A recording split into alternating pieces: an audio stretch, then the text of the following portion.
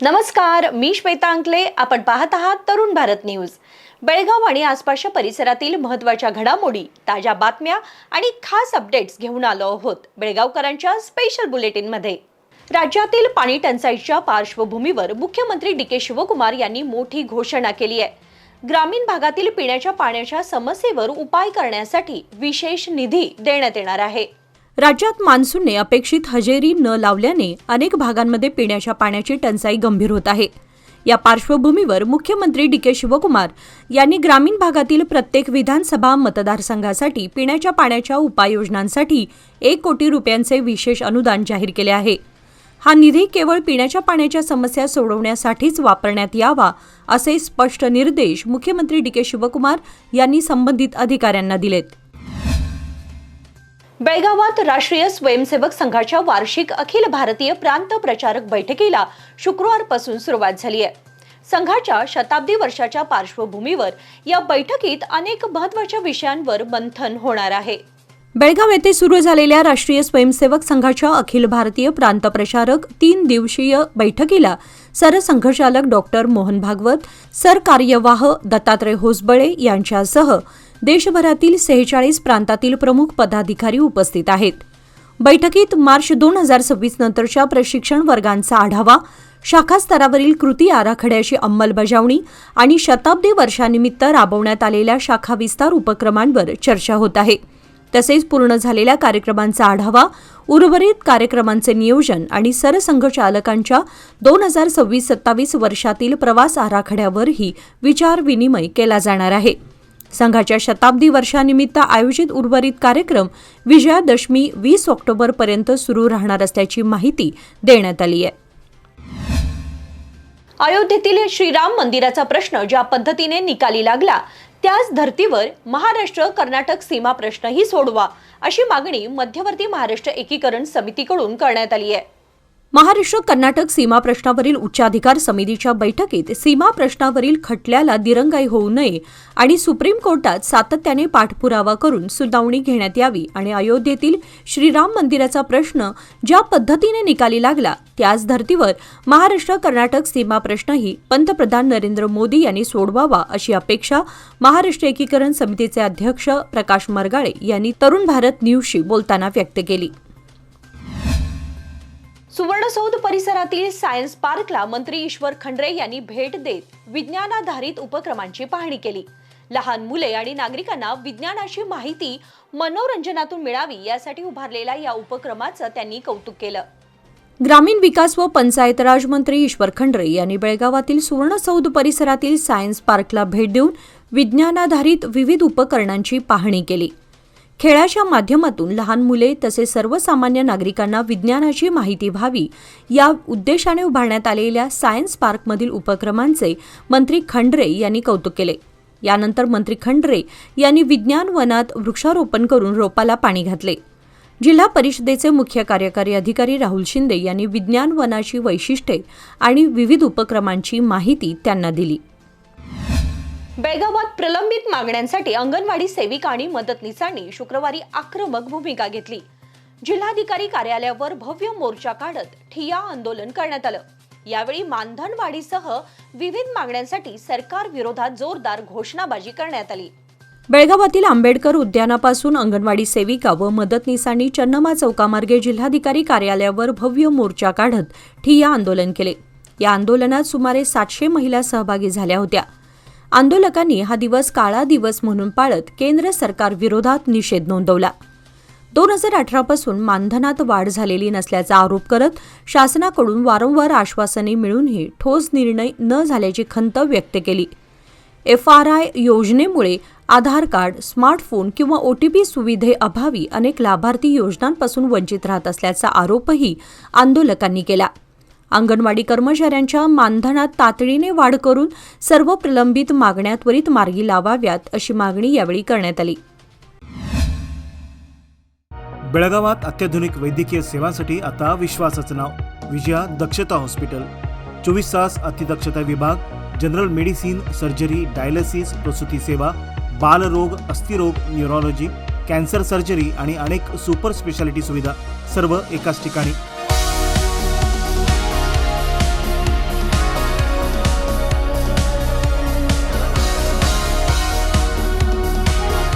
अनुभवी डॉक्टर, आधुनिक तंत्रज्ञान आणि रुग्णांसाठी मनापासून सेवा. सर्व प्रमुख विमा आणि सरकारी योजना स्वीकारल्या जातात. आजच भेट द्या खानापूर रोड, 3ऱ्या रेल्वे गेटजवळ, रेल्वे ओव्हरब्रिजच्या खाली, टिळकवाडी, बेळगाव. संपर्क 7353641444. विजया दक्षता हॉस्पिटल, आपल्या आरोग्याची दक्ष काळजी. वडगावची ग्रामदेवता श्री मंगाई देवीच्या वार्षिक यात्रोत्सवाला धार्मिक परंपरेनुसार सुरुवात झाली आहे. यात्रेच्या पार्श्वभूमीवर भाविकांसाठी काही नियमांचं पालन करण्याचं आवाहन करण्यात आलंय. बेळगावातील वडगावची ग्रामदेवता आणि नवसाला पावणारी देवी म्हणून प्रसिद्ध असलेल्या श्री मंगाई देवीच्या वार्षिक यात्रोत्सवाला शुक्रवार दिनांक 10 जुलै रोजी सायंकाळी मंदिरासमोर विधिवत गाराणे घालण्याचे आयोजन करण्यात आले होते. दरम्यान मुख्य यात्रोत्सवापर्यंत दर मंगळवार आणि शुक्रवारी कडक वार पाळण्याचे, वाराच्या दिवशी शेतीकाम बंद ठेवण्याचे तसेच मांसाहार टाळण्याचे आवाहन करण्यात आले आहे. वडगाव परिसरातील ग्रामस्थांसह बाहेरून येऊन वडगाव परिसरात वास्तव्यास असलेल्या नागरिकांनीही या धार्मिक परंपरेत सहभागी व्हावे असे आवाहन वडगाव श्री मंगाई मंदिर समितीच्या वतीने करण्यात आले आहे. रोजगाराच्या प्रतीक्षेत असलेल्या तरुण तरुणींसाठी राज्य सरकारने दिलासादायक निर्णय घेत असून कर्नाटक लोकसेवा आयोग आणि कर्नाटक परीक्षा प्राधिकरणामार्फत विविध सरकारी रिक्त पदांवर लवकरच भरती केली जाणार आहे. वन विभागाच्या बेळगाव विभागातील 42 रिक्त पदांसह महसूल, पोलीस, अबकारी आणि रेशीम विभागातील रिक्त पदेही भरली जाणार आहेत. या भरतीमुळे प्रशासकीय यंत्रणेला गती मिळण्यास मदत होणार आहे. खरीप हंगामात येळ्ळूर, धामणे व यरमाळ मार्गावरील अधिकृत बस थांब्यावर बस न थांबवल्याने भांगलणीसाठी जाणाऱ्या शेतकरी महिलांना मोठा त्रास सहन करावा लागत असून त्यांच्यात तीव्र नाराजी आहे. गतवर्षी बसमध्ये चढताना चालकाने बस सुरू केल्याने शहापूर पवार गल्लीतील एका शेतकरी महिलेचा अपघात होऊन त्या जखमी झाल्या होत्या. हा प्रकार परिवहन विभागाच्या वरिष्ठ अधिकाऱ्यांच्या निदर्शनास आणूनही परिस्थितीत सुधारणा झालेली नसल्याचा आरोप करण्यात आला. बस थांब्यावर नियमित बस न थांबल्यास शेतकरी महिला व शेतकरी रस्त्यावर बस अडवून आंदोलन छेडणार असून महिला व बालकल्याण मंत्री लक्ष्मी हेबाळकर यांनी या प्रश्नात हस्तक्षेप करावा अशी मागणी करण्यात आली आहे. बेळगाव टिळकवाडी येथील MV हेरवाडकर इंग्रजी माध्यम शाळेच्या रामकुमार जांगरा किंडर गार्टन स्कूलमध्ये वनमहोत्सव उत्साहात साजरा करण्यात आला. यावेळी अक्षता दड्डीकर यांनी विद्यार्थ्यांना वृक्षारोपणाचे महत्त्व सांगत रोपट्यांचे संगोपन कसे करावे याबाबत मार्गदर्शन केले.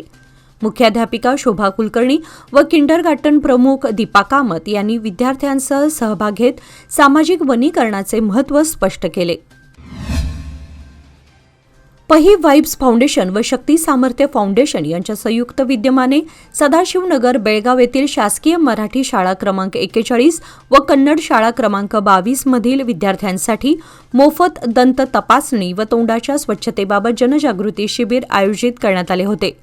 डॉक्टर स्नेहा बडवन्नावर तसेच डॉक्टर सिमरन सूर्यवंशी यांनी विद्यार्थ्यांना योग्य दात घासण्याच्या पद्धतीचे प्रात्यक्षिक व प्रश्नोत्तरांच्या माध्यमातून मार्गदर्शन केले. यावेळी शक्ती सामर्थ्य फाउंडेशनच्या संस्थापक संचालक लता अनासकर व श्वेता महेंद्रकर उपस्थित होत्या.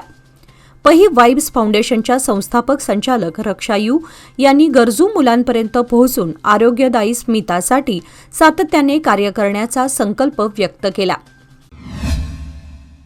व्यवसाय वाढवायचा असो वा कुटुंबाची गरज भागवायची, सादर आहे लोकमान्य गोल्ड लोन. माफक प्रक्रिया शुल्क आणि कमीत कमी कागदपत्रांसह तात्काळ मंजुरी. लोकमान्य गोल्ड लोन प्रत्येक कुटुंबासाठी, प्रत्येक व्यवसायासाठी. अधिक माहितीसाठी आमच्या नजीकच्या शाखेला भेट द्या किंवा कॉल करा 180021245050. नियम व अटी लागू.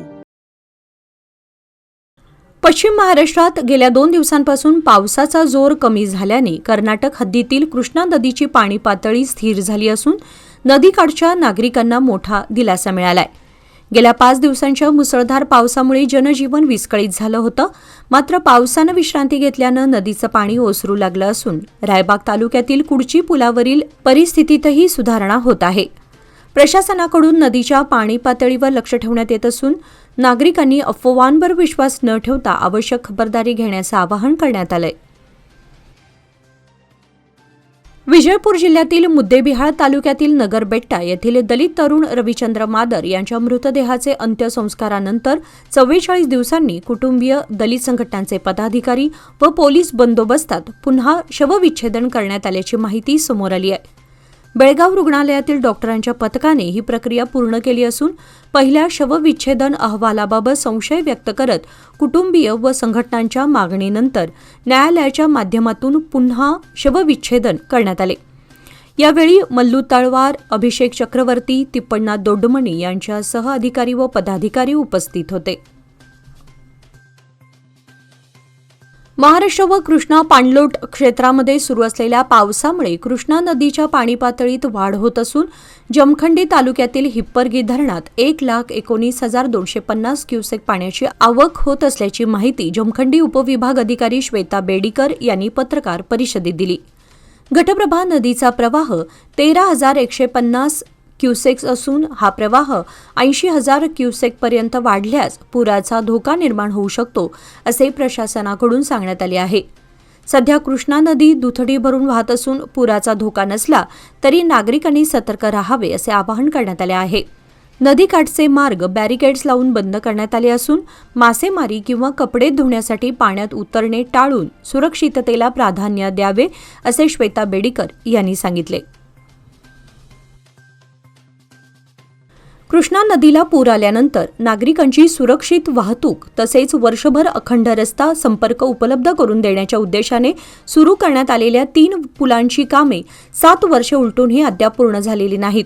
यामुळे नागरिक, प्रवासी आणि शेतकऱ्यांमध्ये तीव्र नाराजी असून वाहतुकीच्या समस्यांना सामोरे जावे लागत आहे. जिल्ह्याचे पालकमंत्री, आमदार, खासदार तसेच संबंधित अधिकाऱ्यांनी या प्रश्नाकडे तातडीने लक्ष देऊन अपूर्ण पुलांची कामे लवकर पूर्ण करावीत आणि वाहतुकीच्या समस्येवर कायमस्वरूपी तोडगा काढावा अशी मागणी स्थानिक नागरिकांनी केली आहे. आजच्या बातमीपत्रामध्ये वेळ झाली आहे आज इथेच थांबण्याची. ताज्या बातम्या आणि घडामोडींसाठी पाहत रहा तरुण भारत न्यूज चॅनल. तसेच आमच्या चॅनलला लाईक, शेअर आणि सबस्क्राईब नक्की करा आणि विश्वासार्ह बातम्यांसाठी दररोज वाचा दैनिक तरुण भारत. धन्यवाद.